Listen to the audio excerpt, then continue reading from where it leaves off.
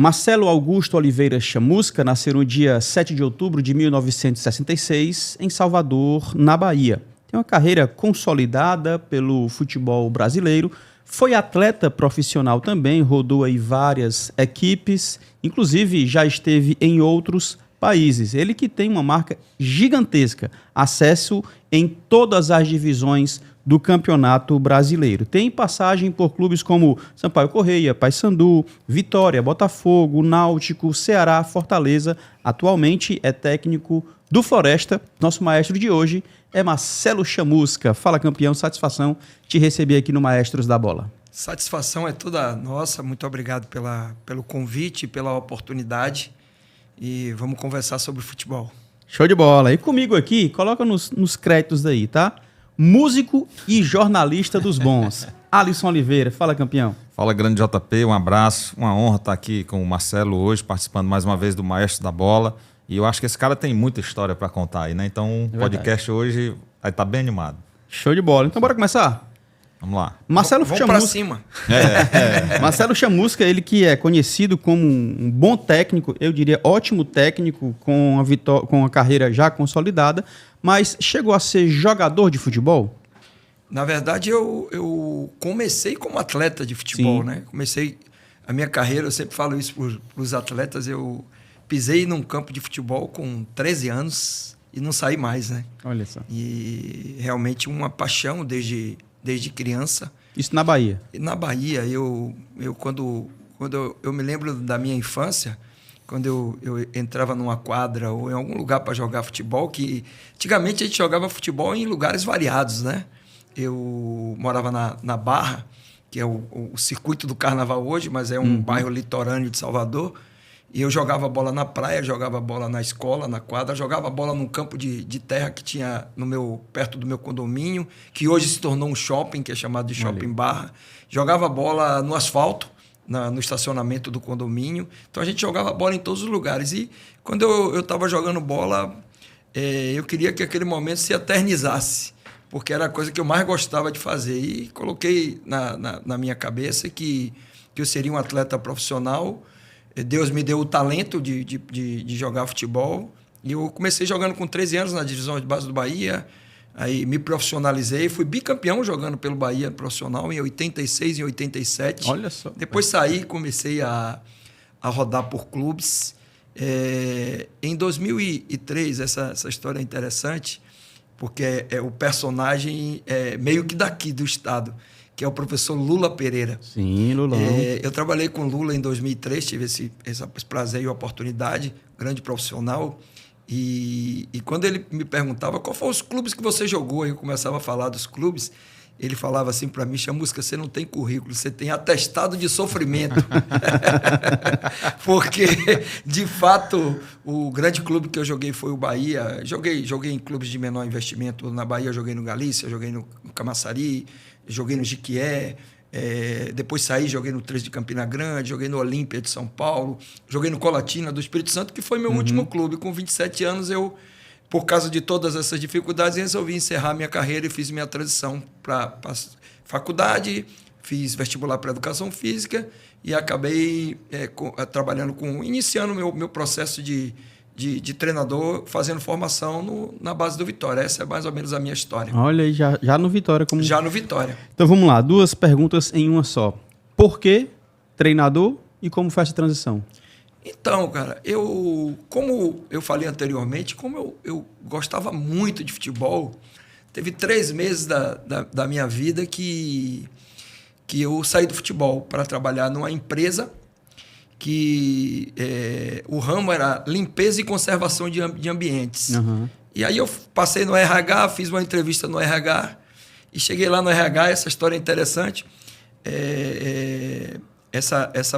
Acho que era uma psicóloga, né, que me entrevistou, falou por que eu estava buscando aquele cargo da empresa, na verdade. Uhum. Aí eu falei para ela que eu tinha sido indicado por um primo meu, que era um dos donos da empresa, e que eu queria sair do futebol para trabalhar fora do futebol e vi uma oportunidade ali.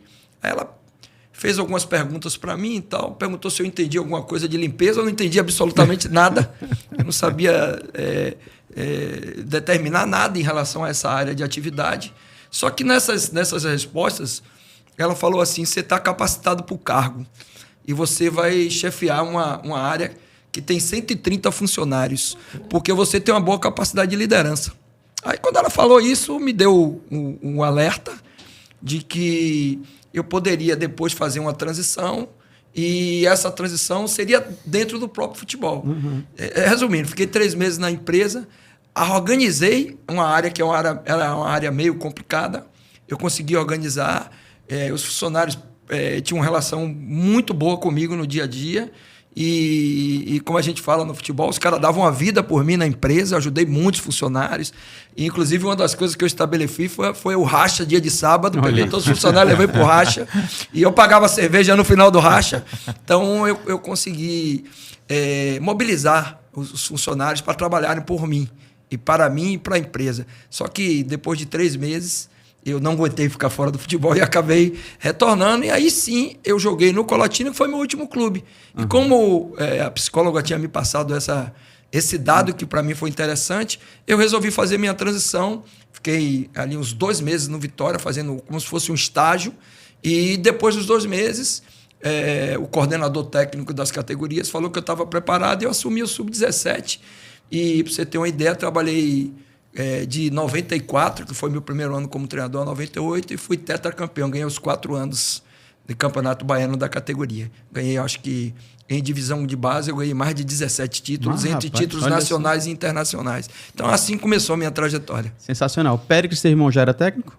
Meu irmão já era técnico e foi um influenciador.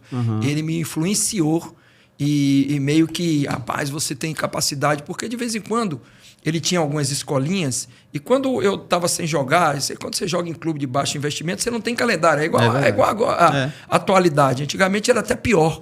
E aí, quando eu estava sem jogar, eu ia ajudar eles na escolinha, então eu tinha já um certo tato com as crianças assim, eu tinha uma empatia muito boa com os garotos, os pais gostavam muito de mim pela forma que eu tratava os garotos, então já dava para ver ali que eu tinha algum tino para seguir. E como eu sempre fui apaixonado por futebol, falei, se eu tenho que fazer uma transição, nada melhor do que eu continuar no futebol. Aí eu continuei, perseverei, e aqui estamos ao longo dessa trajetória. Legal. Muito bacana esse capítulo aí, né, JP? Marcelo, aproveitando essa sua capacidade de liderança, né, que já começou lá com a psicóloga na empresa, Isso. Por que as pessoas falam que é tão difícil você liderar um grupo de atletas de futebol, né? Porque o que a gente conhece dos bastidores é que o jogador é matreiro, né? O cara é boleiro, o cara sabe... Eles têm uma capacidade de se organizar ali, ou seja, vamos juntar todo mundo aqui e tem uma força muito grande isso. Então, na tua opinião, por que é tão difícil realmente liderar isso? E quais são as características que fazem ganhar, como se diz na linguagem, né? Ganhar o grupo por onde você já passou?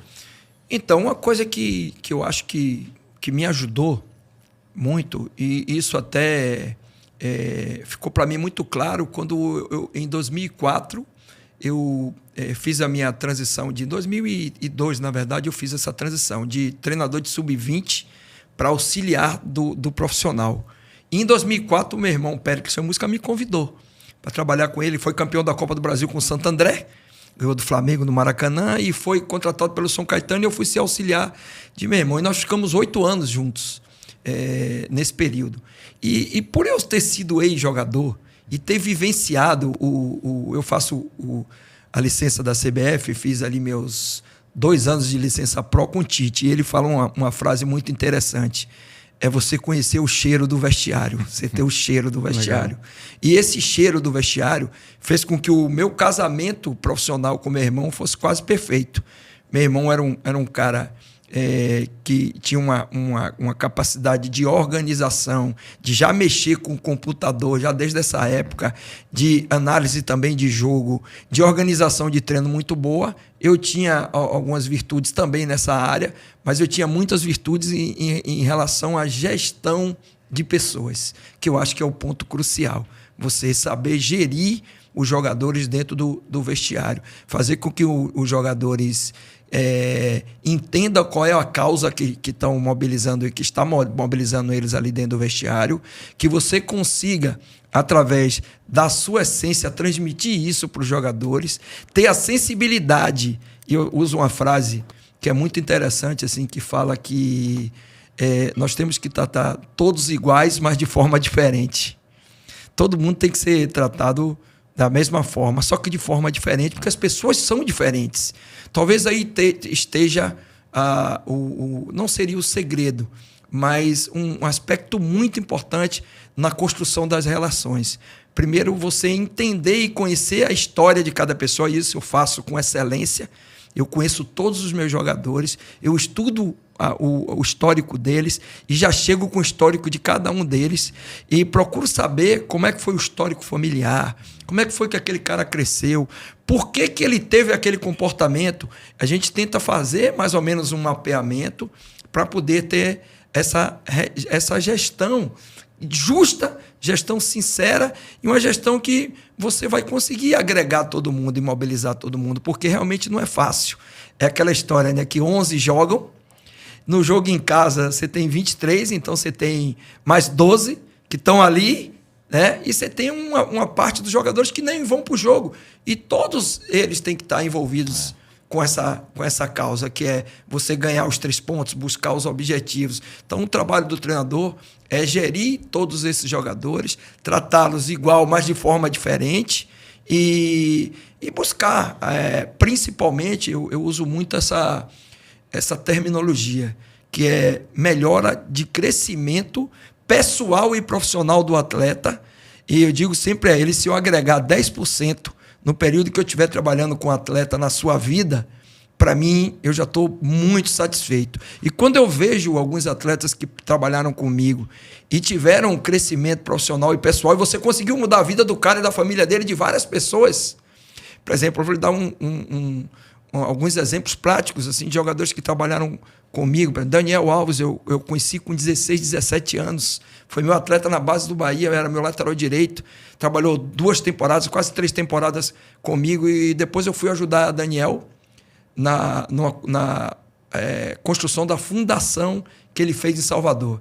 E ele fez estava fazendo um trabalho espetacular. Eram 600 crianças que ele estava ajudando com escola, tinha aula de espanhol, tinha basquete, tinha futebol. Eu dei treino para os garotos lá de formação de futebol. E ele dava merenda, ele dava alimentação, ele ajudava os pais. Então, vê que como é que é interessante. Você ajuda um atleta profissionalmente e também no aspecto pessoal, porque você convive no dia a dia dele, pode passar informações importantes na construção do caráter do atleta. Depois eu reencontrei até num jogo aqui, Fortaleza e São Paulo, tem até uma foto minha no Instagram, a gente se abraçando, eu com lágrima no olho e ele também. Legal. Porque foram muitos anos para eu reencontrá-lo num campo de futebol e depois eu vou ajudá-lo.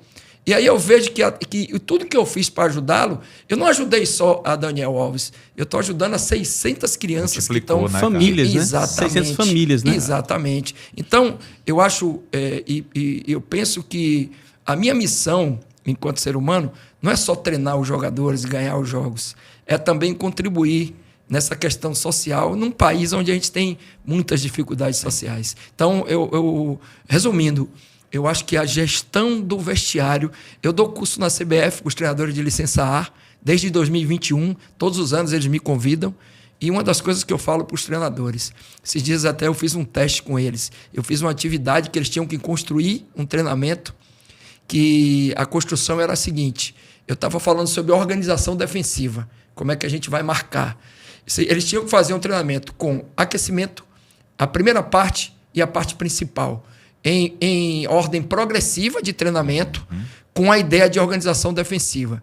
E aí eram 50 alunos, foram 10 grupos de 5, e eu anotei, guardei todos os treinamentos. E quando eu fui mostrar os meus treinamentos, tinham vários treinamentos que os treinadores já tinham mostrado ali, nessa atividade. O que eu quero dizer? Hoje se treina muito parecido. Está todo mundo muito atualizado. Agora, a forma como você vai gerir e o feedback que você vai dar para os jogadores durante o treino, para mim, é que vai fazer a diferença. Total. É isso aí. Beleza. Cara, você tem uma história gigantesca, como nós já falamos aqui, né? Uma marca especial de acesso em todas as divisões, começando com Salgueiro, não foi? Foi, 2013. 13 conseguiu esse acesso da D para C. A gente vai chegar em Ceará, Fortaleza e Floresta, porque é importante, a gente sempre fala aqui, né, que o Maestros da Bola é o maior acervo do esporte cearense e dos cearenses no esporte. Mas antes de chegar a Ceará, Fortaleza e Floresta, fala pra gente como foi esse desafio de pegar um Salgueiro e conseguir esse acesso da D para C. E ter um bastidor interessante aí. Vai ter um bastidor Olha aí, que já entra lá. um clube daqui, que é o Fortaleza. Uhum. Eu vou contar esse bastidor. Quando eu voltei rapidamente, quando eu voltei do Catar em 2012, que foi o meu último trabalho junto com o Péricles, com meu irmão. Certo. Eu conversei com ele e a gente voltou no meio do ano, assim, que lá o calendário é calendário europeu, né? Os campeonatos terminam em maio. Você tem junho de férias, em julho você já faz a pré-temporada, o campeonato começa em agosto. Então, quando eu voltei de lá... Onde era? Era no Catar. No Catar, certo. Al Jazz. Eu trabalhei no Al Arabi e Al Jazz. Foram 2 clubes. Certo. A gente fez 2 temporadas lá. Sinal, nessa segunda a gente foi vice-campeão da Liga. Fez um trabalho muito bom no Al Jazz. E quando eu voltei, meu irmão falou que vou fazer uns 6 meses sabático aqui, que eu vou fazer uma reforma na minha casa, quero estudar um pouquinho, tal. Eu falei, eu vou aproveitar e vou pro mercado. Aí fui pro mercado e fui trabalhar no Vitória da Conquista. Para disputar uma competição como a Fares Lopes aqui. Certo. E o Vitória da Conquista tinha o objetivo de jogar uma Copa do Brasil que eles nunca tinham jogado. Aí eu bati campeão no Vitória da Conquista e levei o Vitória da Conquista pela primeira vez para a Copa do Brasil. Que legal. E aí eu recebi a proposta do Salgueiro, que foi o meu segundo trabalho dentro dessa minha retomada de carreira solo, Então na verdade. já estreou com título. Com título. E aí fui pro Salgueiro. O Salgueiro era um calendário cheio, estadual, pernambucano, Copa do Nordeste. Copa do Nordeste estava bombando nesse ano, em 2013. É verdade. Copa do Brasil e a Série D, que eles tinham caído. E aí fiz o pernambucano. Na Copa do Brasil, eu acho que foi o meu ápice. Foi onde eu dei que a gente conseguiu chegar às oitavas de final com um investimento assim. Era uma folha de 120, 130 mil. Nós eliminamos 2 times de Série A na época, o Vitória e o Criciúma, e fomos para as oitavas contra o Inter de Porto Alegre. Aí meu nome começou a ser um pouco mais visto em nível de cenário brasileiro, porque era muito ali mais Nordeste. Eu estava, na verdade, saindo de uma transição de 10 anos de auxiliar para ser treinador. Então pouca gente me conhecia como treinador, era mais conhecido como auxiliar. E por essa Copa do Brasil e o acesso, que foi uma competição muito difícil pelo contexto da Série D, né? Campos, logística, Salgueiro, você já começa ali com, acho que é 150 ou 160 km para chegar no aeroporto de Juazeiro do Norte. Então, não é fácil. Um investimento relativamente baixo. Botaram a gente numa chave do Norte, que a gente jogava no Maranhão, jogava no Macapá, Meu Deus. jogava em Gurupi, em Tocantins. Rapaz, a gente viajou, nunca viajei tanto que meu tornozelo ficava inchado, já não conseguia nem desinchar. É o atestado de sofrimento que o Lula atestado Pereira de sofrimento de Lula Pereira, cara. Eu viajei demais. E só voo rasteiro, né? Porque você tinha que sair de ônibus para depois chegar no aeroporto. Aí já tantas horas no aeroporto. Juntou com Copa do Brasil. Teve um jogo, inclusive, que a gente foi jogar em Porto Alegre contra o Inter pela Copa do Brasil na quarta e decidir a nossa classificação contra o Parnaíba do Piauí. Nossa Senhora. No sábado, cara. A gente saiu de Porto Alegre com quase 2, 3 graus de temperatura. Fomos jogar no Piauí com 35 graus no sábado, cara. E então eram muitas situações assim, a gente conseguiu o acesso, que aí eu acho que foi a cereja do bolo para a transição. O bastidor é o seguinte: quando eu subi com o Salgueiro, eu acertei a minha renovação de contrato lá, voltei num período de dezembro assim ainda, para fazer a preparação para o início do Campeonato Pernambucano. No dia do evento do campeonato que a federação organizou, e foi em Salgueiro, coincidentemente, eu estava participando do evento, eu recebi uma mensagem de minha esposa falando que tinha uma mensagem no Facebook, no antigo rede social, de Júlio César Manso. Olha aí, rapaz. Perguntando meu número de telefone, porque ele queria conversar comigo sobre um suposto interesse do Fortaleza em me contratar. Foi assim que foi o meu primeiro contato com o Fortaleza, isso em final de 2013. Aí minha esposa passou o contato, me avisou, ele me ligou, a gente conversou, foi feita uma proposta, eu vi uma oportunidade gigantesca, né? De trabalhar num clube como Fortaleza, com camisa, com torcida. Era um ano difícil de calendário, porque só tinha o estadual e a Série C. Não tinha nem Copa do Brasil, nem Copa do Nordeste, mas aceitei o desafio e vim aqui em 2013 e estamos aqui até hoje. Abraço aí pro Júlio Manso, né, Grande cara? Júlio Manso. Abraço. meu Grande irmão. profissional que tive o Grande prazer de profissional. trabalhar. Um dos tá lá- grandes, um dos Um grandes. dois está lá no Fortaleza, fazendo um trabalho Extremamente espetacular. competente. O Júlio é legal, que ele é um cara meio na dele, né? Assim, um cara de uma capacidade assim tremenda, né? Ele não é muito de mídia, né? Mas um cara que organiza tudo, Não, excelente entende de profissional. logística, entende de Excelente tudo, né? profissional. Verdade, trabalha em silêncio e trabalha certo. E uma outra coisa, cresceu junto com o clube. Pegou Exatamente. toda a dificuldade do clube, a história dele é como de vários profissionais do Fortaleza, tá?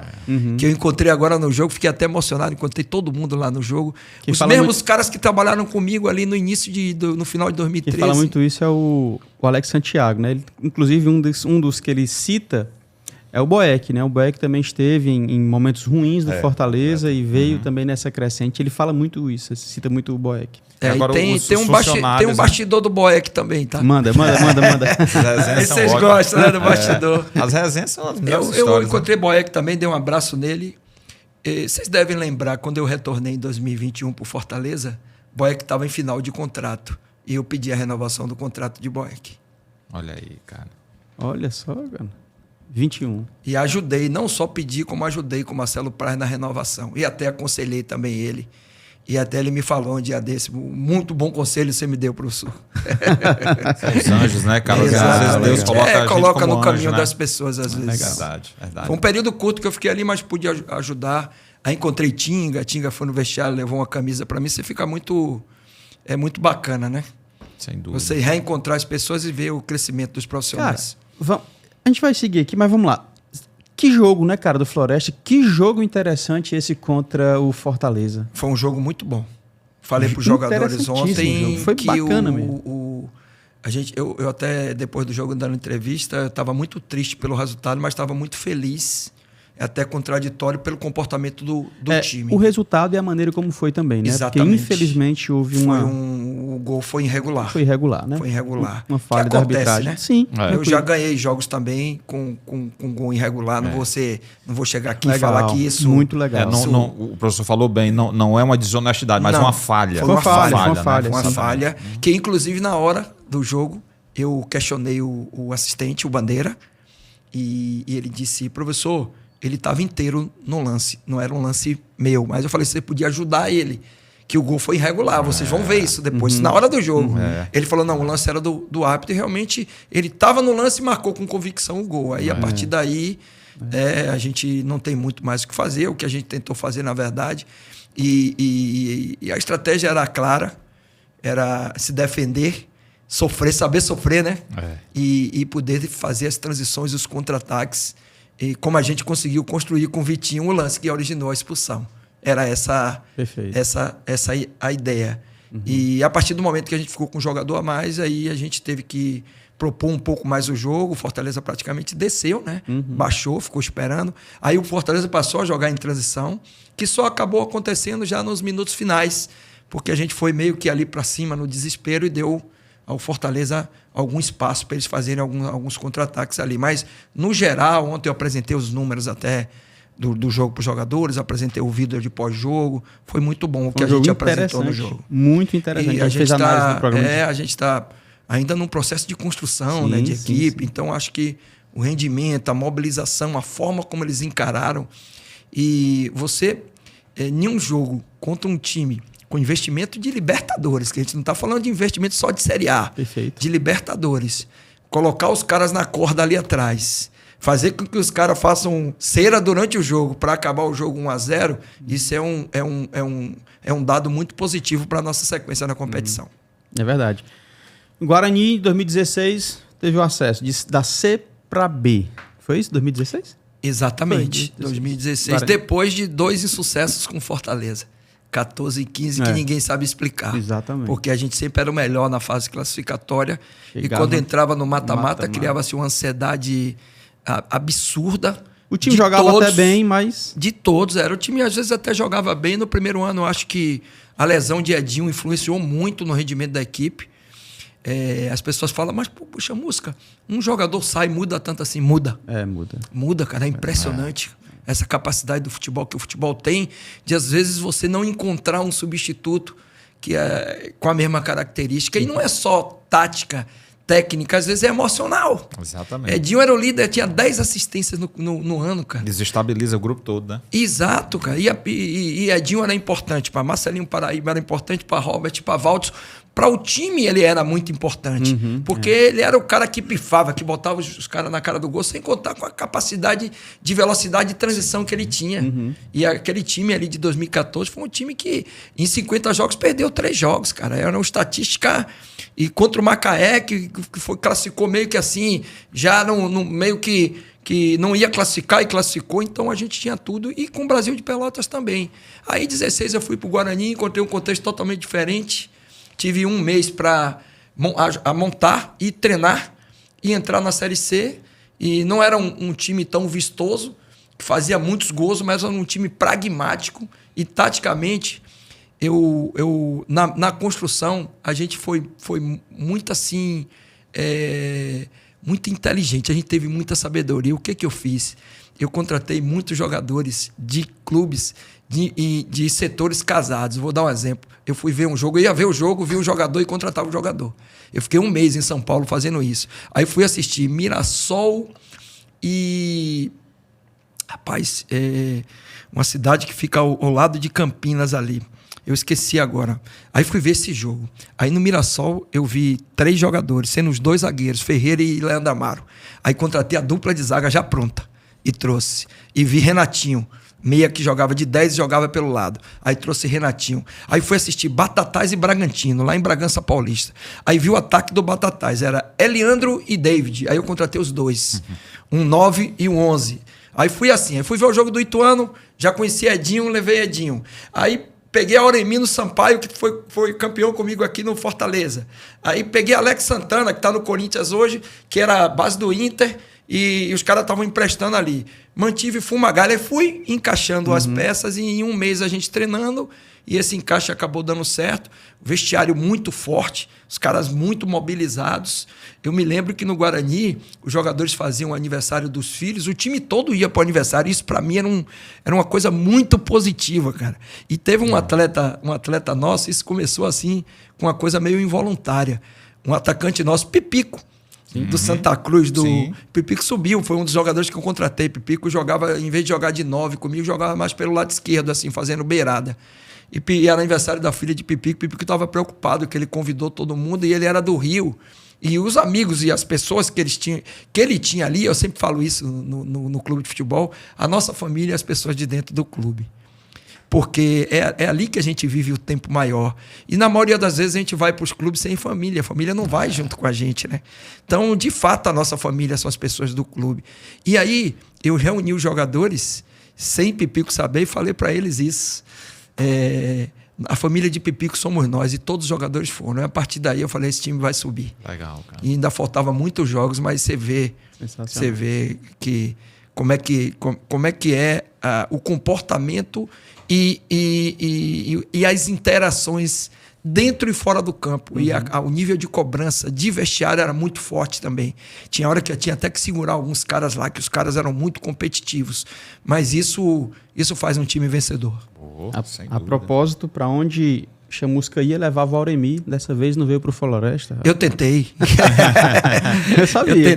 Eu tentei trazer o Auremi, ele foi para o Náutico. O Auremi já rodou bastante. E alguns lugares eu não consegui levar o Auremi por causa da questão salarial. Sim. Eu falo brincando que ele chegou num patamar salarial que eu fiquei com uma certa dificuldade. Inclusive, ele veio aqui para o Ceará, ele jogou em... É uma história de superação. A Auremi tem uma história muito bonita. Gigante, né? Um cara pobre que veio da periferia, lutou muito para virar atleta profissional. E quando eu levei a Auremi para jogar, esse é um bastidor interessante. Ele veio para cá, para o Fortaleza, ninguém conhecia ele aqui, ele foi muito bem aqui no Fortaleza. A torcida chamava ele de Auremito, porque era uma vontade, uma entrega absurda. Ele nunca foi um jogador tecnicamente de altíssima qualidade, mas ele operário, trabalhador, ladrão de bola, pé de ferro e um vestiário que vocês não têm ideia. O que a Auremi faz dentro no vestiário, cara, é absurdo. O que ele fez lá no Guarani, o que ele me ajudou em termos de liderança. E ele era um dos capitães, mas não colocava faixa. Mas o que ele fazia com jogadores jovens e aquele jogador que, na hora da dificuldade, ele tem a palavra certa. Isso é muito importante quando a gente fecha ali no final do jogo. A gente perdeu o jogo lá pro Asa de 3-1 no primeiro mata-mata. Imagine, na minha cabeça, depois de 2 anos batendo na trave com Fortaleza, perdeu o primeiro jogo de 3-1, cara. E a Auremir me abraçou no vestiário e falou: professor, calma, nós vamos subir. Caramba. Dentro do vestiário. E na hora que a gente fez a oração, ele pediu a palavra e falou: vamos mobilizar de agora. E essa semana vai ser nossa e a gente vai subir com a nossa torcida. E deu tudo, acabou dando tudo certo. E quando eu trouxe a Auremir, ele tinha jogado no Paraná. E quando eu levei a Auremir pro Guarani, ele abriu mão da metade do salário que ele ganhava no Sampaio para jogar no Guarani. E aí ele subiu no Guarani. Quando virou o ano, ele renovou com o Guarani e ele recebeu uma proposta da Turquia para ganhar em euro um pacote de salário de 2 anos, que meio que financeiramente deu uma estabilizada nele. E você vê como é que é o universo, né? O jogador abriu mão de ganhar um salário maior, abriu mão de 50% para vir trabalhar comigo no Guarani. E 6 meses depois, no Guarani, o treinador foi lá com um observador, assistiu um jogo e falou: não quero mais ver jogo nenhum, o volante que eu quero levar é esse aqui. E levou ele na Turquia, ele jogou acho que 3 temporadas, jogou inclusive com o Robinho na Turquia, no mesmo time. Então, essas coisas que o universo conspiram, né, para as pessoas que fazem o bem. É só explicação, né? Alisson, Salgueiro, um time que não tem tanta tradição, nem tanto poder aquisitivo e recurso financeiro, mas conseguiu acesso. Guarani, camisa pesada no nosso Brasil, mas não vive um bom momento, conseguiu acesso. Mas ele chega no Ceará em 2017, o Ceará já em um novo momento, talvez o melhor momento da sua história, um pouco mais estruturado, referência no Brasil, ou estava criando aquele modelo de referência no Brasil. Ele chega e também consegue o acesso da B para A. E aí, falando de Ceará, você tem propriedade para falar. Em 2017 você estava reportando com Galvão Bueno, eu sei. Então, aí, e vendo o professor lá dentro de campo, fazendo essa gestão dele, né? E aí ele trabalhou com pessoas, assim, interessante essas histórias de bastidores, porque a gente começa a ver quem são esses... Porque ninguém faz nada sozinho, né, professor? Então, tem sempre aquela turma ali, aquelas colunas que dão sustentação àquele trabalho, né? E eu lembro que no Ceará, Ricardinho falava muito do Chamusca, cara. E o Ricardinho é maestro, né? Verdade. Então, assim, é o cara que tem esse trato também de liderança de grupo e tudo. Então, eu queria que ele falasse também no Ceará quem foram essas pessoas, né? Quem foram essas colunas lá dentro do Ceará que lhe ajudaram nesse trabalho tão difícil que é liderar. Abrindo um parêntese para Ricardinho, eu levei Ricardinho para o Botafogo do Rio em 2021. Me lembro demais. Por isso que você acabou de falar. Olha aí. Não foi só pela questão técnica, tática.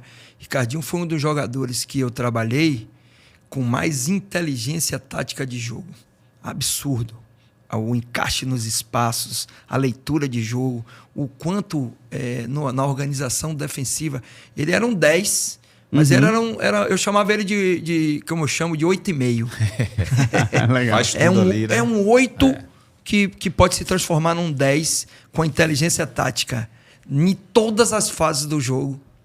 Atacar, defender, transitar defensivo e transitar ofensivo e em bola parada. Ele participa das 5 fases com excelência. Impressionante. Na ofensiva, repete aí, vai lá. Vamos lá. Atacar a organização ofensiva, defender a organização defensiva, transição ofensiva, que é o contra-ataque, e transição defensiva, que é quando você perde a bola. E organização de bola parada. São as 5 fases do jogo. Ele jogava com excelência nessas 5 fases. Bola parada era espetacular. Na organização ofensiva, onde ele encaixava nos espaços, por exemplo, no nosso quarteto ofensivo. Leandro Carvalho, Lima e Elton, que se notabilizou. Ricardinho era o quarto dessa... E teve um período que ele ficou no banco e a torcida me reclamava comigo. Olha que interessante. Pra caramba. Mas não tem um bastidor que pouca gente sabe. E que talvez você esteja contando pela primeira vez Pela hoje, primeira né? vez, eu acho. Eu acho que eu já comentei em alguma entrevista, mas talvez as pessoas não tenham conseguido pegar o que eu estava querendo passar. Quando eu cheguei, o Ricardinho estava com déficit em relação à parte de força. força física. Eu tenho vários bastidores de Ricardinho pela pessoa e pelo comportamento dele dentro do clube. Mas esse bastidor foi muito interessante. Um dia ele entrou na minha sala, eu recebia todos os jogadores na minha sala para conversar, e falou: professor, eu queria te pedir autorização para fazer um trabalho com o professor Eduardo Balalaio, no turno contrário, que eu estou sentindo que eu estou com pouca força. Interessante. Eu posso fazer? Eu falei: você não só pode, como deve. Era um conselho que até eu ia te dar. Olha só. Porque eu acho que você está aqui e os caras estão aqui. Mas se você chegar aqui na força com os caras, aí acabou. Esqueça tudo. E ele começou a fazer.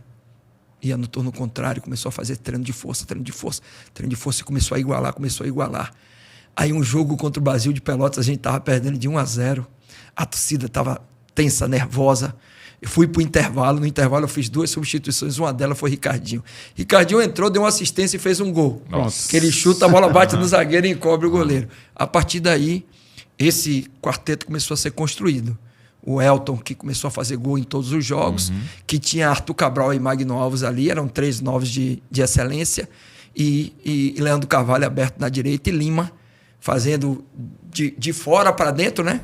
De lado esquerdo, mas vindo jogar por dentro, e eles começaram a se encaixar muito bem. E Ricardinho, já numa condição melhor, com nível de força melhor, começou a suportar um tempo maior os jogos e aguentar também a sequência de jogos, porque não é só suportar os 90 minutos.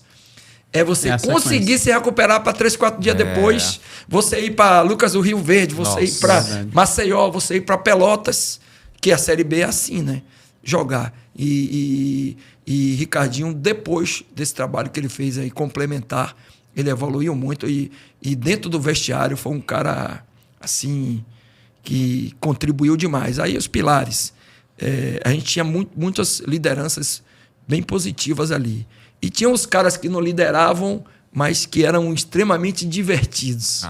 Que faziam uma resenha e era um entretenimento Destrava, absurdo. Né, o grupo, né? Como Fernando Henrique, Everson, os caras eram espetaculares de convívio. E aí a gente tinha Ricardinho, Rafael Pereira, que era um líder muito positivo. Eu não resolvia nada sem chamar esses caras para conversar. Tomei algumas decisões sempre embasado e construído essa liderança compartilhada.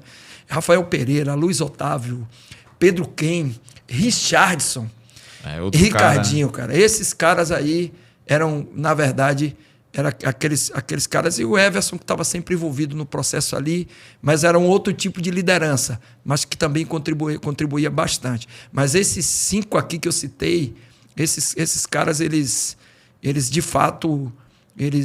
dentro do vestiário, a gente foi criando um clima e uma condição de interação que...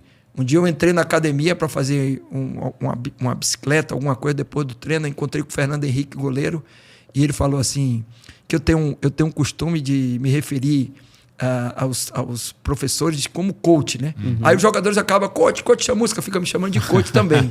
E ele falou, e falou, coach, eu tinha tomado uma decisão muito difícil, um afastamento de um atleta que todo mundo gostava, mas que estava pisando muito na bola e não estava, na verdade, comprometido, né? Um entendimento, com um comprometimento para aquela causa, que era uma causa de um tamanho absurdo, que era subir o Ceará depois de tantos anos na Série B. E aí eu tive que afastá-lo. Aí ele falou para mim assim, nós vamos subir. O que você fez hoje, coach, aí foi muito difícil, mas você ganhou mais ainda os jogadores com essa tomada de decisão, que não é uma tomada fácil, mas que a gente teve que fazer naquele momento. Olha aí. Sensacional. É muito legal esses bastidores, né, cara? Porque muitas vezes é o que ele falou, assim, né, JB? A gente que está fora analisando, eu acho que 90% do cérebro da gente está olhando para dentro de campo. E muita coisa, pelo menos o que ele fala, acontece fora de campo e tem total interferência, né? Então, por isso que muitas vezes aí o torcedor burro, né? Esse é burro, não sei o que tal, e tá ali. E o cara perfeito. Guarda com ele, né?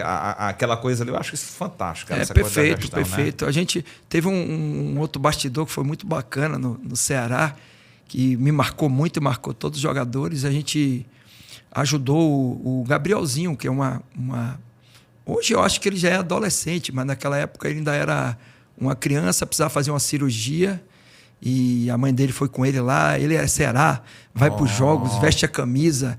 E ele não fala, ele só mexia o olho, né, na cadeira de roda. E o primeiro bicho que a gente ganhou no campeonato, a gente doou todo para ele. Caramba. Aí a gente convidou a mãe dele. Eu até acompanho ele na rede social até hoje. Ele está até com problema de saúde. E nós fizemos a doação. E a partir daí o universo conspirou muito para que as coisas acontecessem. Legal. Aí gol de Pio no final do jogo, batendo falta, a última bola do jogo. Todos os jogos acontecia sempre uma coisa muito positiva. Fomos lá, ganhamos do Inter com 60 mil pessoas, os caras amassando a gente no segundo tempo, a bola batia na trave, batia no Everson, batia no Luiz Otávio e não entrava. Então eu acredito muito nas energias, cara. E acredito também nessa lei do retorno. Sim. Legal. Essa ideia de que o torcedor vê um jogo e o técnico, por exemplo, faz outra leitura, serve muito pra gente também. Por exemplo, eu, quando vou para o estádio sem compromisso profissional, eu faço a leitura de um jogo, cara, como torcedor mesmo, assim, eu tô vendo ali a parada. Quando eu vou para comentar, assim, né? É a minha opinião, certo? É chato. É. Porque eu tenho que ver esses detalhezinhos. Criticar, né? Infelizmente, eu não consigo não consigo olhar para o jogo da mesma forma. Quando eu vou trabalhar, a leitura tem que ser bem feita. Por que aquele cara foi sacado? Por que ele foi utilizado do lado esquerdo ou do direito? Como é que estão as linhas e tal? Enfim, é diferente. Aí o torcedor não consegue fazer essa leitura e nem tem essa obrigação mesmo. Não tem obrigação. O torcedor tá ali, é emoção para torcer. É para torcer, para gritar, até falo pra que brigar. A gente não tem que ensinar torcedor a torcer. Torcedor é emoção. Tem que reclamar. Não tem razão, não tem nada. A extravasar quando o time tá bem. A razão tem que ser nós. Quem está trabalhando no clube e quem está analisando o jogo como profissional. Perfeito. Aí tem que ter a razão e essa sensibilidade de que, cara, por que esse cara tomou essa decisão? Que às vezes você não sabe por que ele tomou. E realmente é difícil, porque cada vez mais hoje se fechou. É verdade. Antigamente, quando eu joguei na década de 80, 90, o cara entrava com o microfone, você tomando banho de toalha, cara, pra te entrevistar. Mudou tudo. O cara ia pra beira do campo. Eu esperava o pessoal tomar banho, deixava tranquilo. Agora, professor, aproveitando isso aí, interessante isso aí que você levantou, essa bola, porque até que ponto vai esse limite do treinador? Porque eu já vi muito treinador também se virar aqui para arquibancada, que hoje as arenas estão cada vez mais próximas. Verdade. E até o cara se vingar mesmo, porque o cara tava ali todo tempo no pé do ouvido dele, ele faz uma alteração, deu certo, aí tá vendo? Sou eu. Tá? Já vi. Até que ponto vai, Marcelo, esse Tem limite? a história do Levi Coupe, né? Exatamente. Que é conhecida, o Burro com Sorte, ele até escreveu um livro, né? Ele botou o cara e o cara ele falou, me chame de burro agora. Aí o cara falou, burro com sorte. É a história do Levi, cara. É bem ilustra exatamente o que você falou. Exatamente. Cara, é difícil. Demais, difícil pro treinador, mas você tem que ter uma capacidade, principalmente de concentração e foco no principal. Eu uso algumas frases assim para falar com jogadores, e uma frase que eu uso muito: não gaste energia com aquilo que você não controla. Exatamente. Eu estava num clube, não vou falar o clube por uma questão ética, mas a gente ganhava muito fora e ganhava pouco em casa. Aí eu contratei uma coach, né, uma psicóloga, e ela sentou comigo e começou a conversar. Professor, preciso de conversar com você aqui uns 40 minutos.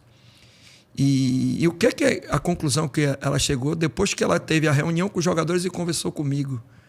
Que os jogadores, quando iam para o aquecimento e eles desciam, e olha que o time estava brigando no G4 da Série B. Não estava fazendo campanha de rebaixamento, nada disso. Era quinto, sexto. Se ganhar, entra no G4. Isso, vamos falar, com 20 rodadas do campeonato. Ou seja, era um trabalho consolidado e o time estava dando uma resposta. Só que a gente conseguia muito mais pontos fora de casa do que em casa. A torcida muito chateada por uma sequência de episódios de anos anteriores. Aí perdeu o campeonato estadual, aí vem chateada, aí vai para o estádio, transfere isso. Tinha uma insatisfação com o presidente, com a diretoria, e isso o torcedor acaba transferindo em algum momento com um resultado negativo. O que acontece no futebol, né? Você não vai conseguir ganhar numa Série B todos os jogos. Claro. Né? Então, aí a torcida às vezes passava isso para os jogadores e passava para mim também. E a gente acabava meio que bloqueando nesses jogos em casa. Vê como é que é a mente do ser humano, cara. Total. Então a gente conseguia performar melhor. Aí entra um pouco da parte tática também, que nosso time era um time muito mais reativo do que um time propositivo. Então os adversários vinham, baixavam o bloco, esperavam a gente tinha dificuldade de entrar. Quando a gente ia jogar fora, que o adversário vinha para cima da gente, dava o campo, a gente transitava e matava a maioria dos jogos. Então não é só o mental. Aí tem um aspecto tático também envolvido nisso, né? Mas eu tive que fazer um trabalho com a coach para começar a... como é que ela chamou esse trabalho de vamos fazer uma bolha. O campo é uma bolha. E o foco e a concentração nossa tem que ser dentro dessa bolha. O que está fora não pode nos atingir, porque a gente não controla. Interessante, viu, cara? Então, é foco e concentração no que a gente controla, nosso jogo, adversário. Outra coisa que eu falo para os jogadores. Eu passo a estatística do árbitro na palestra, a minha primeira informação, nome do árbitro, nome dos assistentes, média de cartão por jogo, como é que é a personalidade do cara. E falo para eles, só tem um detalhe, árbitro a gente não controla. O que a gente vai fazer com o erro do árbitro? Quando eu cheguei no vestiário, eu falei, o árbitro errou, estava todo mundo chateado no vestiário. Eu não vou nem falar o que os caras estavam falando, mas o árbitro errou, só que a gente não vai mudar mais o erro do árbitro. O que é que a gente pode mudar? Como é que a gente vai se comportar com o erro do árbitro? Voltar e tentar fazer o nosso melhor com aquilo que a gente controla, que é o quê? Como o Fortaleza vai jogar e como a gente tem que jogar. E a gente vai ter que jogar assim agora para tentar atacar melhor o Fortaleza. Mas é assim que é o funcionamento. Legal. A gente vai falar um pouco mais sobre o Fortaleza daqui a pouco, mas eu quero já dar um salto para 2025. Certo. No Floresta. Já conheci o Floresta, como é que você chegou no Floresta e o que esperar do Floresta para essa temporada? Afinal de contas, já são 3 temporadas na Série C, de novo um ano recheado de competições e o Marcelo Chamusca à frente dessa equipe. Deixa um abraço aqui para o Leandro Leite, que é o assessor, que está sempre dando essa força também para a gente. Perfeito. Minha história, na verdade, com o Floresta começou em 2022, cara. Começou em 2022. Na verdade, minha história com o Floresta começou em 2018, quando eu fiz meu primeiro jogo, eu treinando no Ceará e jogando pelo Campeonato Estadual contra o Floresta. Na verdade, foram 2 jogos naquele ano, não foi, Leandro? Então, foram 2 jogos, teve a Copa acho que foi Copa dos Campeões, e depois teve um jogo pelo Campeonato Estadual. E a gente perdeu o primeiro e ganhamos o segundo. Foi 3-1, o segundo a gente ganhou de 3-0, se eu não me engano, no PV. E quando chegou em 2022, eu recebi uma ligação do Sérgio Teixeira, do presidente, interessado em me contratar. Naquela época eu estava sem clube, eu tinha saído, se eu não me engano, do Botafogo do Rio. Fiz um período curto no Náutico, aí virou um ano, eu tive algumas propostas, comecei a analisar, e aí eu comecei a conhecer o projeto do Floresta. A gente fez um videocall ali, uma ligação, e nessa época meu empresário era Marcelo Santana, que foi presidente do Bahia, que hoje é executivo do Vasco da Gama. E aí a gente conversou e ele me mostrou toda a estrutura. Então, a partir de 22 eu comecei a conhecer o Floresta. E todos os anos que eu estava sem clube, em vários momentos, sempre o Sérgio me procurava, mas sempre a gente tinha uma outra possibilidade.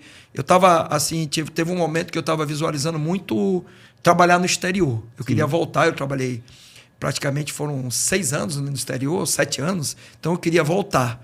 E aí eu estava visualizando muito isso. Acabou que eu fui para a Arábia Saudita no final de 2023, fiz durante 8 meses lá, foram 24 jogos, com 12 vitórias, a gente fez uma campanha boa, brigou pelo acesso lá, ficamos em 6º de 3 que subiram, ficamos muito próximos, até a antepenúltima rodada ainda com chance, tudo, mas acabamos não renovando o contrato, o clube com transfer ban, com muito problema financeiro, e eu acabei voltando para o Brasil. E eu voltei, na verdade, para o Brasil em junho e tive algumas propostas, mas sempre propostas para a Série B de clubes que estavam brigando ali para se salvar de rebaixamento. Aí eu preferi esperar pegar um clube, fazer uma pré-temporada, participar da construção, e aí apareceu essa oportunidade do Floresta. Um clube que eu já conhecia, já tinha todas as informações, é um clube que tem a mentalidade de crescimento. Tem uma coisa no Floresta que me agrada muito, que acho que vocês vão concordar comigo, Desde da minha passagem no Fortaleza e no Ceará também, eu peguei jogadores de base e coloquei para jogar, dando retorno de investimento para o clube. No Fortaleza eu coloquei Edinho, Valfrido, Max, Romarinho, coloquei muitos jogadores para jogar. No Ceará eu coloquei Felipe Jonathan, que também tive o prazer de reencontrá-lo agora no jogo, coloquei Arthur Cabral, coloquei todos os clubes praticamente que eu passei, eu sempre tive um olhar diferente para a formação. Por quê? Porque eu comecei trabalhando, eu fui 8 anos treinador de base. Então, na minha essência, eu gosto de formar, gosto de detectar característica, gosto de ver o jogador evoluir e fazer essa transformação não só profissional como social. Então, o Floresta é um clube que tem essa essência. Verdade. Eu chego lá, eu acho muito bacana, eu chego 1h da tarde lá, tá todas as categorias. Ontem tinha 15, 17 jogando contra o Tiradentes, 13 treinando no campo, 17 fazendo jogo treino, 20 treinando no outro campo. Eu gosto legal, disso. Ontem, por exemplo, a gente tem aí no nosso grupo, deve ter uns 10 atletas ali que foram formados no Floresta. Então eu gosto muito disso. Então a junção de estrutura, uma coisa muito importante, pagamento em dia, que para o treinador trabalhar no vestiário, isso é muito importante. Uma condição de trabalho, uma mentalidade de querer crescer. Então, essa junção, e os caras estão querendo brigar pelo espaço, que é ser a terceira força do Estado. Que hoje a briga é com o Ferroviário ali, né? Jogo a jogo, agora foi um 3-3, um jogão. Deve ter sido um dos melhores jogos do campeonato aí, em termos de possibilidades, né? Então, a gente veio com esse desafio de fazer o Floresta crescer. Aí junto um pouco da parte extra-campo também. Minha 5ª passagem, eu adoro o Fortaleza, mas gosto demais de Fortaleza. Desde a primeira vez que eu cheguei aqui, eu acho que tem alguma coisa espiritual, não sei. Minha mulher fala que eu gosto demais daqui, eu sou de Salvador, mas eu me sinto muito bem aqui, me sinto muito acolhido, gosto da personalidade, o jeito das pessoas aqui, bate muito com o meu jeito, assim, uma pessoa mais extrovertida, bem que gosta de brincar, gosta de... leva as coisas meio que... leve, né? Exatamente. Isso aí. Exato. E eu gosto da áurea das pessoas daqui, de Fortaleza. Então, juntou tudo isso, um clube com estrutura, com jogadores jovens, uma oportunidade de trabalho e essa questão do lugar que eu gosto muito e me sinto muito bem. Sensacional. Maravilha. Cara, a gente vai entrar no quadro bate-pronto, eu acho que vai dar tempo ainda. E aí, em seguida, a gente fica mais alguns minutos, só que o pessoal da internet, a gente troca algumas ideias, tá bom? Pode ser? Preparado para o bate-pronto? É coisa simples. O Alisson volta já, aí vai comer uma uva, um morango. Daqui a pouco... só você elogiar minha camisa verde que eu vim hoje em homenagem ao Floresta. É verdade, rapaz. Obrigado pela consideração. Camisa bonita, né? Com toda certeza. É a cor da esperança.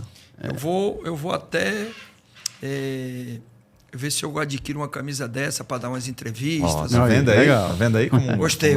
Lançando moda. Lançando tendência, né? Tendência. Vamos para o quadro Bate-Pronto com Marcelo Chamusca. Roda a vinheta. Vamos lá. Quadro Bate-Pronto. Professor Marcelo Chamusca, com história gigantesca, em especial no Nordeste, mas passou pelo Brasil e pelo mundo. Já dirigiu Ceará, Fortaleza e Floresta aqui em nosso estado. Um ídolo no esporte. Geral, qualquer esporte, qualquer época do mundo. Ayrton Senna. Ayrton Senna da Silva. E do Brasil, né? Do Brasil, exatamente. Um técnico que te inspira. Que te inspirou no começo, mas que ainda hoje você olha para... Eu vou falar um treinador que eu tive a oportunidade de trabalhar como jogador e também como auxiliar. E que eu aprendi... Eu trabalhei com muitos treinadores quando eu fui auxiliar. Bons, né?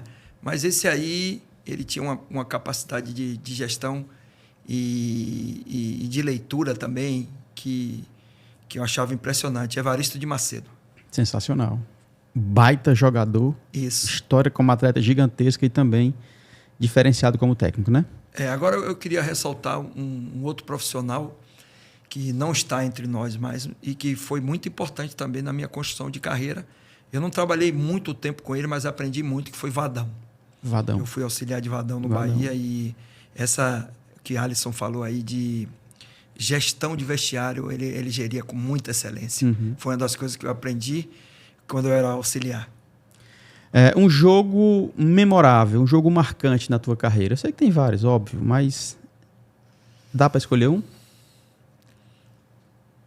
Rapaz, são tantos jogos e jogos principalmente com minha mulher fala brincando que ela tem que ter um coração forte, que eu já ganhei de campeonato aos 47.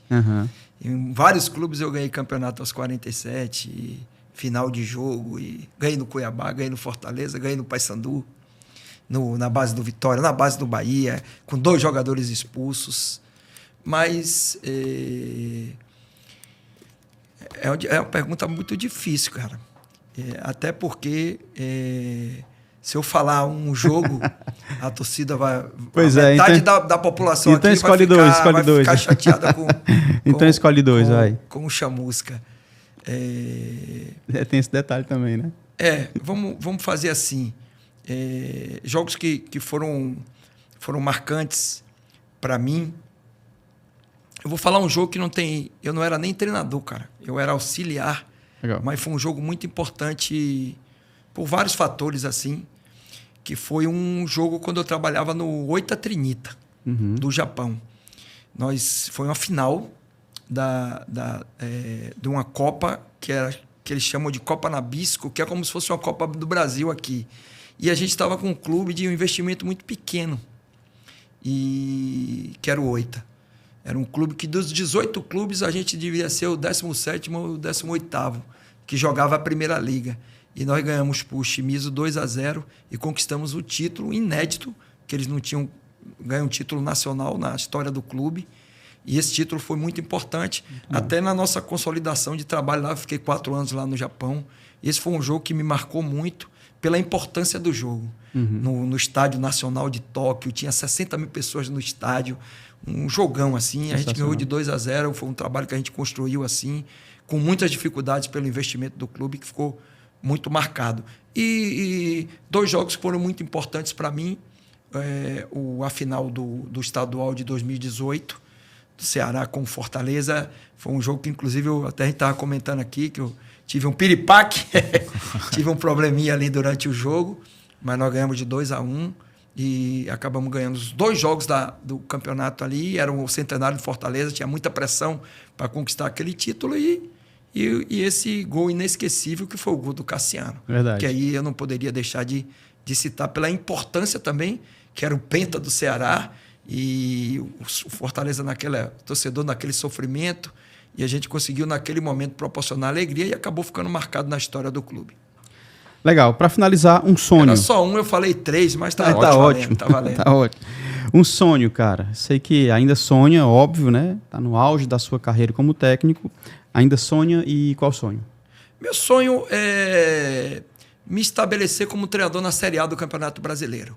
Ter um trabalho constante, trabalhar em várias temporadas. Eu consegui chegar em 2 momentos da Série A com o Ceará, que eu acabei renovando o contrato, só que só joguei 6 jogos, e com o próprio Fortaleza, quando eu retornei na saída de Rogério Ceni em 2020 e 2021, naquele momento da pandemia, um momento difícil, um meio que fechamento de ciclo ali, né? Muitos jogadores encerrando o ciclo, tanto que em 21 foi feita uma reformulação, depois saiu o Enderson, veio o Vojvoda, e o Fortaleza começou a crescer a partir daí. Mas eu sonho em me consolidar na Série A do Campeonato Brasileiro.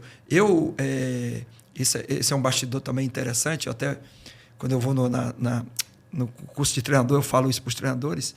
Em 2013 eu estava no Salgueiro na Série D. Em 2018 eu estava no Ceará, cantando o hino nacional no Itaquerão, jogando contra o Corinthians.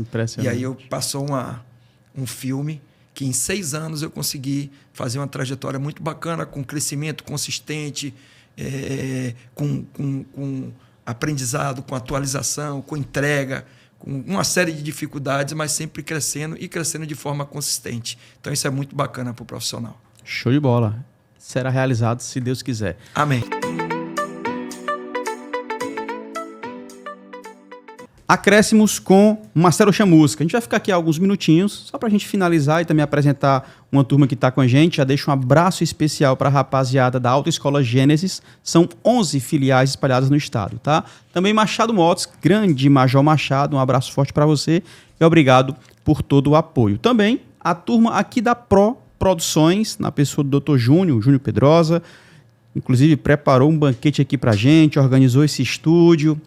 Doutor Júnior, muito obrigado por todo o apoio que você tem dispensado sobre o Maestros da Bola. É impressionante a maneira como vocês abraçaram o nosso projeto. E também quero falar dela, da F, essa marca que tem presenteado aqui os nossos convidados a cada programa. E mais uma vez eles mandam um presentinho, um mimo aqui para o nosso convidado, Marcelo Chamusca. Fernandão, toda a rapaziada da F, muito obrigado. Davi, a rapaziada, Miqueias também, todo mundo que faz a F lá, muito obrigado. Valeu, Marcelo. Deus te abençoe aí, meu irmão. Você possa aproveitar, usufruir muito. Obrigado pelo presente. E é top, viu? Camisa, qualidade. O Alisson já tem a dele já? Sim, para fazer minhas caminhadas. Olha aí. E tal. É excelente. Um tecido bem Tecido confortável. leve, né? Primeira qualidade de verdade. Vamos lá, a gente vai ficar aqui mais uns 10 minutinhos no máximo, tá? Porque eu sei que você tem seus compromissos, o Leandro já havia me falado. Mas só pra gente finalizar aqui, Alisson tem alguma pergunta? Mas a gente conversava aqui nos bastidores sobre esse piripaque, né? Sobre a sua saúde. Que claro que a gente quer ver o resultado, quer ver o profissional ali e tal, mas a gente também se preocupa porque sabe que tem família, sabe que é um ser humano. Sim. Então a gente se preocupa. A saúde do Marcelo Chamusca, cara. A saúde... graças a Deus está muito bem. Depois desse... Eu tive, na verdade, 2 episódios, né? Eu estava falando com o Alisson isso. Eu tive um episódio no Fortaleza, em 2015, e depois eu tive esse episódio do Ceará, que para mim foi um alerta. Acendeu ali, de fato, um sinal vermelho para mim. E eu passei a não só tratar dos aspectos fisiológicos, né? Que é atividade física, alimentação... E aí entra também um pouco da parte de alimentação espiritual. Eu gosto muito de frequentar a igreja, eu sou católico, fui criado praticamente indo às missas no domingo, então, dentro da minha condição, eu sempre vou na igreja, mas eu passei a fazer exames de rotina, que eu tinha uma certa dificuldade de fazer exames, eu era meio avesso à clínica, ao hospital, essas coisas. Eu passei a fazer exames de rotina, principalmente no aspecto cardíaco, né? Para ver como é que estava o coração. E passei a tratar da minha saúde e me alimentar melhor e principalmente cuidar mais das minhas emoções, que foi uma junção de muita pressão, de muito estresse, de busca de resultado. Os resultados são importantes, a carreira ela é muito importante, e a família depende de nós, mas o mais importante de tudo é a saúde. Porque sem saúde, o resto das coisas passam a não ter nenhuma valia mais. Então, a partir daí, a gente, graças a Deus, hoje está bem mais tranquilo, com as emoções muito mais controladas, e fiz terapia durante alguns anos, e continuo ainda, dentro do possível, tentando manter a terapia, que eu acho muito importante também. Mas zeramos, graças a Deus. Show de bola. Estamos recebendo aqui Marcelo Chamusca. Eu quero te convidar para curtir essa live, se inscrever no nosso canal. Somos o maior acervo do esporte cearense e dos cearenses no esporte. São mais de 150 personagens aqui do nosso esporte, tá? Então se inscreve no canal. Também tem uma novidade aí, já estamos no Spotify, tá? Já estamos no Spotify. Que bom, estamos hein? subindo aí os episódios aos poucos. Então passa lá também. Segue, curte a gente lá no Spotify e aqui no nosso canal do YouTube. No ritmo do Floresta, viu? Aí é um elogio grande que você fez agora, viu? Beleza? Então, Alisson, pode ficar à vontade. Não, eu, assim, nem mais perguntas, é só elogiar mesmo o trabalho do Marcelo, que eu acho que é um cara que a gente pode destacar, né, JP, que eu já escutei isso. De atletas nem se fala, né? Os atletas falam muito bem é verdade. Desse componente de grupo que o Marcelo tem. Mas ele é um cara diferenciado também, porque já escutei de dirigentes, que é o outro lado do balcão, né? O homem que o Marcelo o cara de palavra que o Marcelo é. Porque, assim, muitos caras, muitos profissionais são muito bons de grupo, né? Por outro lado, não tem uma aproximação, um trato muito legal com diretoria. E o futebol precisa disso, né, cara? Então, você ouvir um elogio de um cara que atende aos dois lados, como o Marcelo, e aqui sem fazer nenhuma média com ele, já escutei de dirigente mesmo dizendo, não, o Marcelo, escutei, inclusive, o cara fez uma lista de profissionais que tinham passado pelo clube, e aí, se eu for falar outro nome aqui, vão descobrir qual era o clube. Mas vamos lá, o Ceará, né? O cara falou, ó, Marcelo está nessa prateleira, Mancini está nessa prateleira, então são pessoas de palavra que você pode contar. Então, acho que cabe o elogio a ele também de ser esse cara que é bom de grupo e, ao mesmo tempo, também tem essa abertura com o pessoal de diretoria também. É uma situação bem interessante que você colocou, que abrange o futebol e o trabalho do treinador também, aqueles que estão querendo iniciar a carreira, que querendo ser treinador. Você falou muito bem aí, relação com o atleta, relação com a diretoria, relação com a comissão técnica, que são muitos profissionais envolvidos hoje. É assessoria de imprensa, é nutrição, fisiologia, é treinador de goleiro. Você tem muitos profissionais. Vamos dizer que você tem ali dentro de um clube umas 60 pessoas para gerir, juntando todas as áreas. E tem uma outra área que eu acho que, principalmente aqui no estado, eu tenho um relacionamento muito bom, que é com a imprensa. Eu sempre me relacionei muito bem com todas as pessoas. Claro que a gente, às vezes, pela minha característica, prioriza um programa em detrimento a outro. Eu acho que vocês entendem o que eu estou falando, claro. Né? Pelo meu perfil, pela minha categoria. Eu não sou um cara que gosta de polemizar, nada disso. Sou um cara muito mais assim... Sou acessível, mas eu me dei muito bem nos dois clubes, com todos os setoristas, com todos os caras que faziam programa de TV. Então, não é só você se dar bem com os jogadores, né? É você se dar bem com a diretoria, é você se dar bem com a imprensa, que você convive no dia a dia, é você se dar bem com a torcida, nos contatos que você tem, porque você vive, você é ser humano, você vai no supermercado, você vai em todos os cantos aí e eu sou uma pessoa acessível nesse aspecto. Então, eu acho que você gerir todas essas áreas e ter bom relacionamento realmente é muito importante para o crescimento e para o sucesso de um profissional. Respeito, né, cara? Você vê um cara, como ele está falando, assim, que transita bem nas duas torcidas. Acho que é o grande teste, né? O cara ser respeitado pela torcida do Ceará e do Fortaleza e poder andar no supermercado tranquilamente e ser recebido até para os torcedores rivais ali na mesma hora e ser bem tratado é respeito. É um negócio que você vai conquistando, porque é uma história que você vai caminhando, né? Professor, a gente está finalizando mesmo, mas só para a gente finalizar de fato e de verdade, você falou aí, o Floresta está brigando para ser a terceira força do nosso estado. A gente sabe que o Ferroviário tem 9 títulos, então é um negócio muito... Isso. Acho que o Ferroviário... Acho não, é fato, né? O Ferroviário é a terceira força, mas o Floresta está a terceira força. Está há um tempo na Série C, o Ferroviário não consegue se manter, enfim. Essa estrutura do Floresta hoje, acho que já está a terceira força, mas ainda não é a terceira força. Mas não só o Floresta, não só o Fortaleza, não só o Ceará.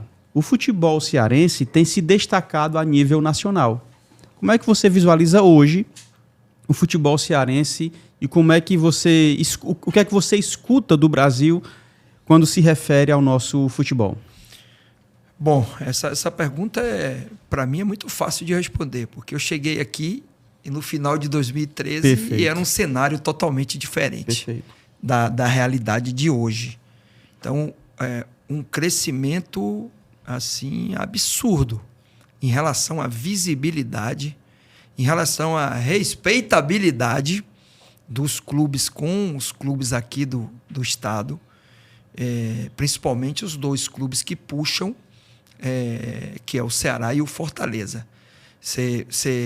Era inimaginável, há 10 anos atrás, você pensar que o Fortaleza estaria jogando uma Libertadores e conquistando isso na Série A, entrando direto na fase de grupos. Perfeito. Foram então, 2 anos em quarto colocado. Isso são indicativos.